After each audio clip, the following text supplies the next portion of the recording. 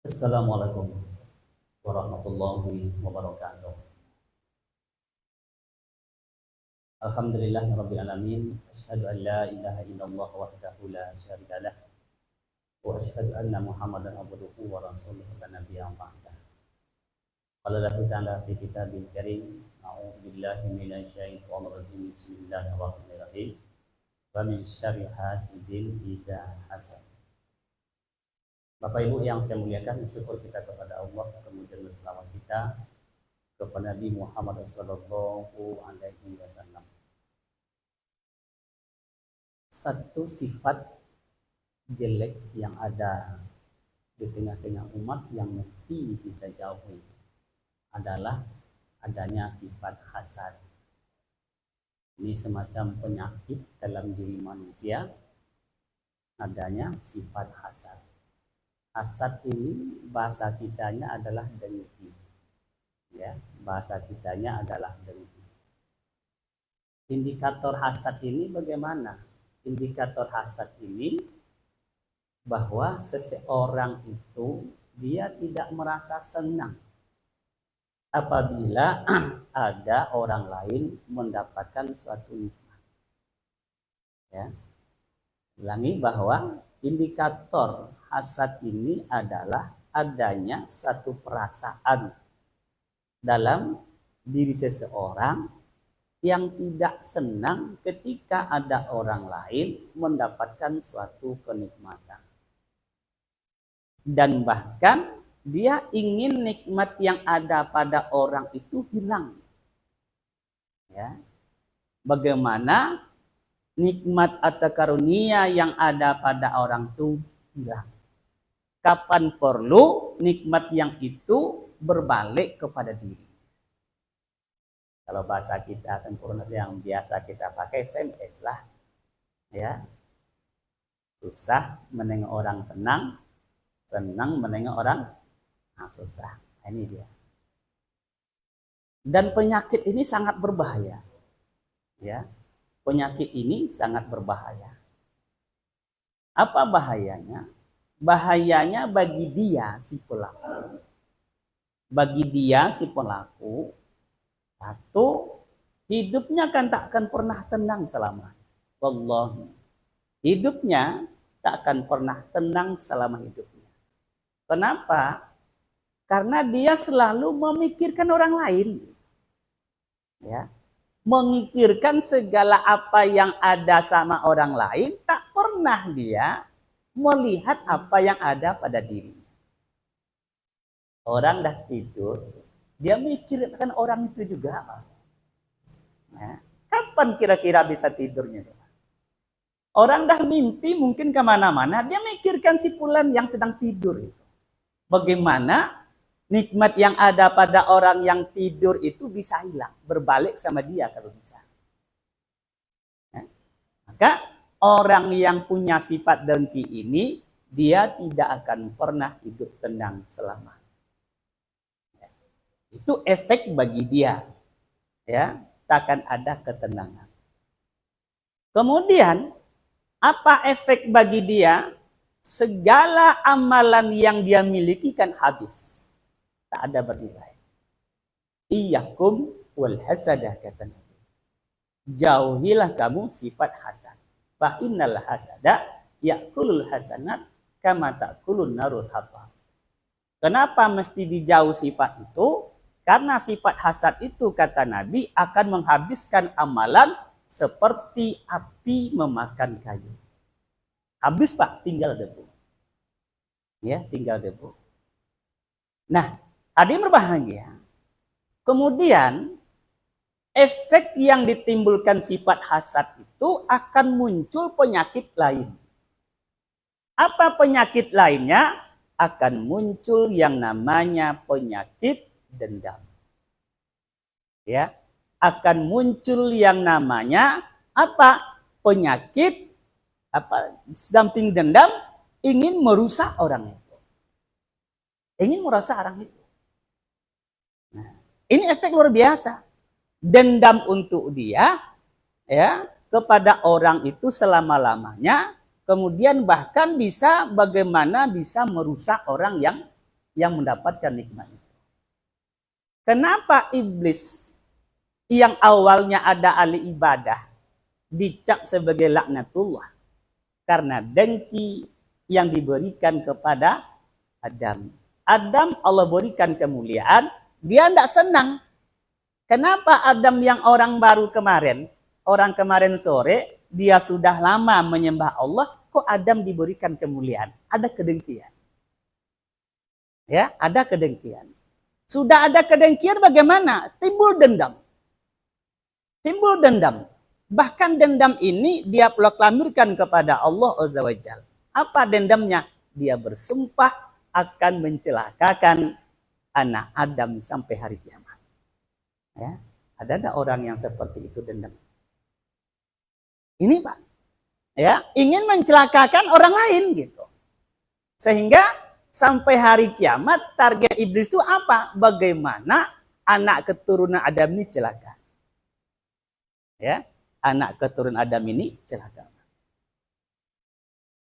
Kenapa si Qabil mampu membunuh si Habil? Padahal mereka adalah satu ayah, satu ibu. Sama bapaknya Adam alaihissalam, Nabiullah, sama ibunya Siti Hawa.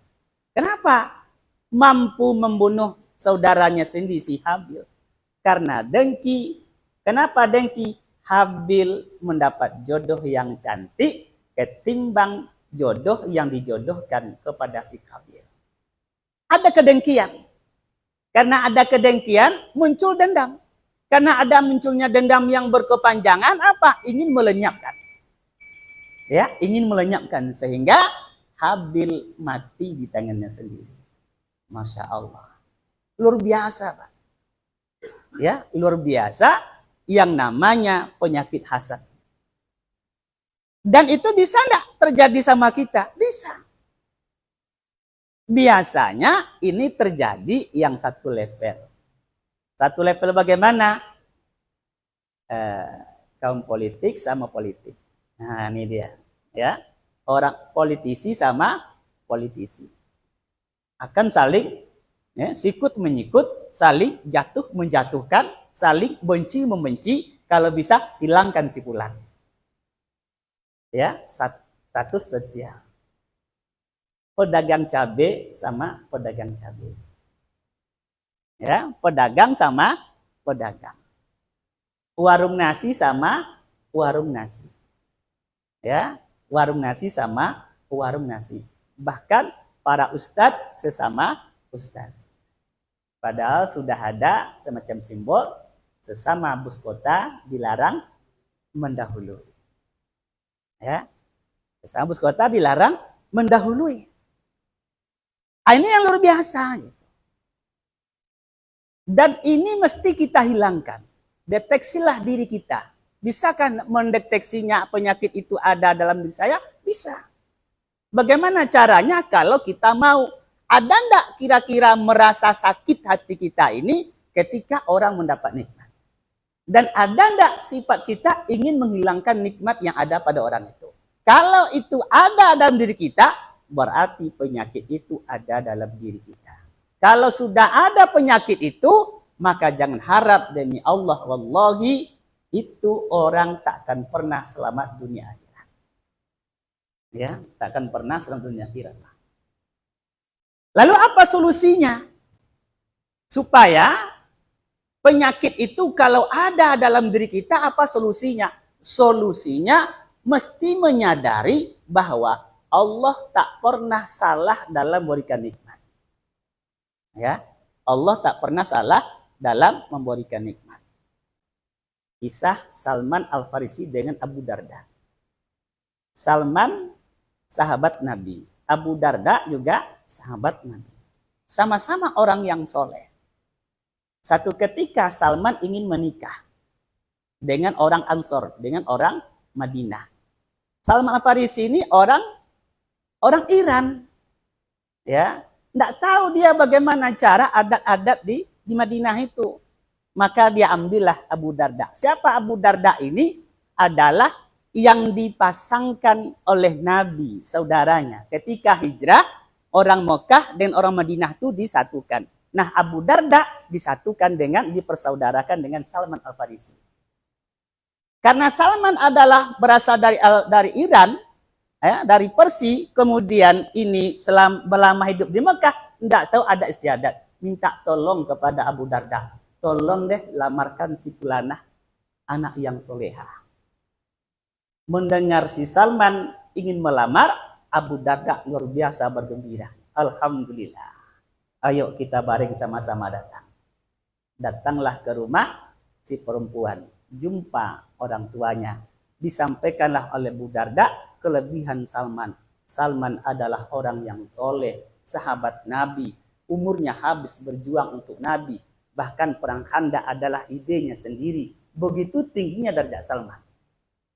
Maksud kami datang ke sini adalah untuk melamar anak tuan untuk si Salman. Kata orang tua, ya kami terima, tapi dengan catatan hak menerima ada pada anak-anak saya. Kalau anak saya terima, terima. Kalau enggak, tidak. Singkat cerita, disampaikan ke dalam. Ya, disampaikan ke dalam. Musyawarah, akhirnya orang tua keluar. Ketika orang tuanya keluar, apa kata orang tuanya? Maaf, kalian adalah semua sahabat Nabi, orang-orang yang soleh. Tapi hak anak saya adalah anak jawab, nak memilih. Kata anak saya, dia menolak tawaran Salman Al-Farisi. Tapi kalau engkau yang melamar, Abu Darda yang melamar, dia menerima. Masya Allah, macam mana kira-kira kalau kita pada saat itu?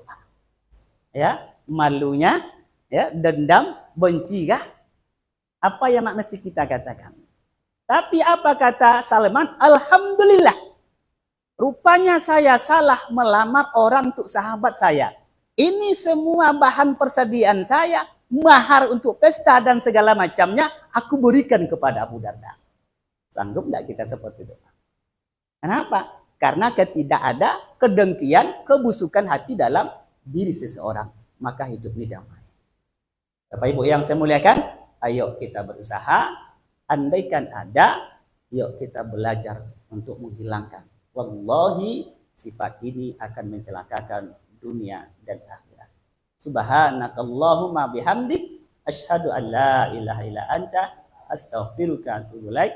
Assalamualaikum warahmatullahi wabarakatuh.